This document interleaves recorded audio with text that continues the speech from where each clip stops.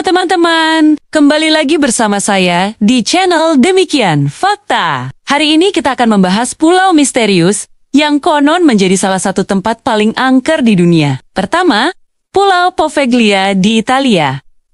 Kedua, Pulau-Pulau Hashima Jepang. Ketiga, Pulau-Pulau Socotra Yaman. Saya akan membahas satu persatu. Saya awali dari Pulau Poveglia, terletak di Laguna Venezia atau Italia.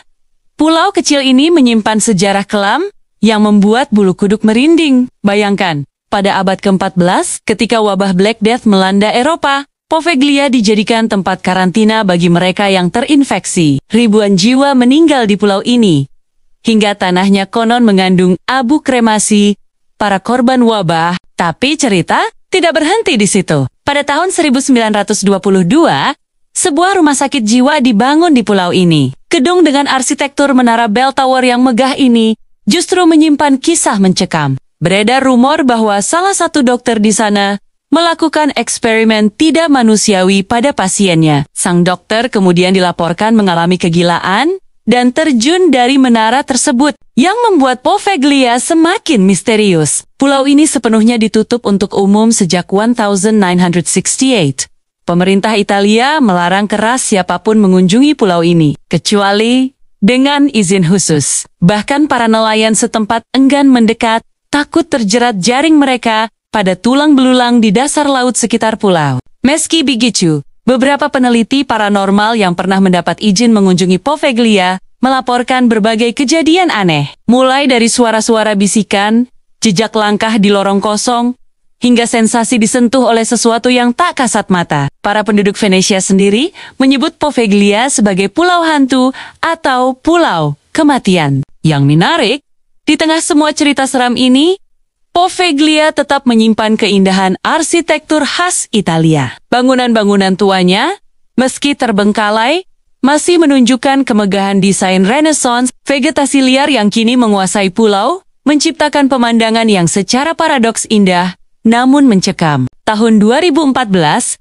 pemerintah Italia sebenarnya pernah mencoba melelang pulau ini untuk diubah menjadi resor mewah. Namun entah mengapa, tidak ada investor yang berani mengambil proyek tersebut. Hingga kini, Poveglia tetap menjadi pulau terlarang yang menyimpan banyak misteri. Tapi ingat teman-teman, cerita ini saya bagikan bukan untuk menakut-nakuti, melainkan sebagai bagian dari sejarah dan warisan budaya yang menarik untuk dipelajari. Kita bisa mengambil pelajaran bagaimana suatu tempat bisa memiliki berbagai lapisan sejarah yang membentuk reputasinya seperti sekarang. Nah, bagaimana menurut kalian tentang Pulau Poveglia ini? Apakah kalian tertarik untuk mengetahui lebih banyak tentang tempat-tempat bersejarah lainnya di Italia? Tulis pendapat kalian di kolom komentar ya. Pulau yang kedua adalah Pulau Hashima yang terletak di Jepang.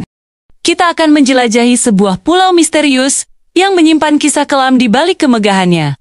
Pulau Hashima yang terletak di Jepang, atau yang lebih dikenal dengan sebutan Gunkanjima, si pulau kapal perang. Bayangkan sebuah pulau kecil seluas 16 hektar yang dulunya menjadi rumah bagi lebih dari 5.300 jiwa. Ya, Pulau Hashima yang terletak 15 km dari pelabuhan Nagasaki ini pernah menjadi salah satu tempat terpadat di dunia. Pada masa jayanya di tahun 1959, kepadatan penduduknya mencapai 835 orang per hektar. Mengapa disebut pulau kapal perang? Coba lihat bentuknya dari udara. Struktur beton bertingkat yang dikelilingi tembok tinggi membuat pulau ini tampak seperti kapal perang Jepang yang sedang berlayar di tengah lautan. Keren kan? Tapi tahukah kalian, pulau ini dulunya adalah pusat pertambangan batu bara bawah laut yang sangat penting bagi industrialisasi Jepang. Mitsubishi membeli pulau ini pada tahun 1890 dan mengubahnya menjadi kompleks pertambangan modern dengan apartemen bertingkat pertama di Jepang, dilengkapi fasilitas seperti sekolah, rumah sakit, toko, dan tempat hiburan. Yang membuat pulau ini istimewa adalah arsitekturnya yang tangguh. Para insinyur Jepang merancang bangunan-bangunan beton yang kuat untuk menahan topan dan gelombang tinggi. Beberapa struktur ini bahkan menjadi pionir arsitektur modern di Jepang. Namun, Seiring berkurangnya kebutuhan batu bara dan beralihnya Jepang ke minyak bumi pada tahun 1960, tambang ini mulai ditutup. Pada tahun 1974, seluruh penduduk meninggalkan pulau dalam waktu hanya beberapa minggu. Bayangkan, sebuah kota mini yang hidup tiba-tiba menjadi kota hantu. Selama puluhan tahun, Hashima terbengkalai dan menjadi saksi bisu pergantian zaman. Bangunan-bangunannya yang megah perlahan hancur, diterpa angin laut dan waktu. Namun justru kondisi ini yang membuatnya semakin menarik. Pada tahun 2009, sebagian pulau dibuka untuk wisatawan. Dan tahun 2015, UNESCO menetapkannya sebagai situs warisan dunia. Hari ini, Pulau Hashima menjadi pengingat akan era industrialisasi Jepang dan kehebatan arsitektur masa lalu. Para pengunjung bisa melihat situs sisa kehidupan yang membeku dalam waktu, ruang kelas yang kosong, koridor apartemen yang sunyi, dan tangga-tangga yang tak lagi diinjak. Meski menyimpan kisah kelam, Pulau Hashima tetap menjadi bukti nyata bagaimana manusia bisa membangun peradaban di tempat yang tampaknya mustahil. Sebuah pengingat bahwa setiap tempat, tidak peduli sekosong apapun sekarang, pernah dipenuhi kehidupan dan mimpi-mimpi manusia. Kita akan menjelajahi fakta yang ketiga, Pulau Socotra yang terletak di Yaman. Pernah dengar tentang Pulau Socotra? Pulau ajaib yang seolah-olah berasal dari planet lain, ini ternyata ada di bumi kita, tepatnya di Yaman.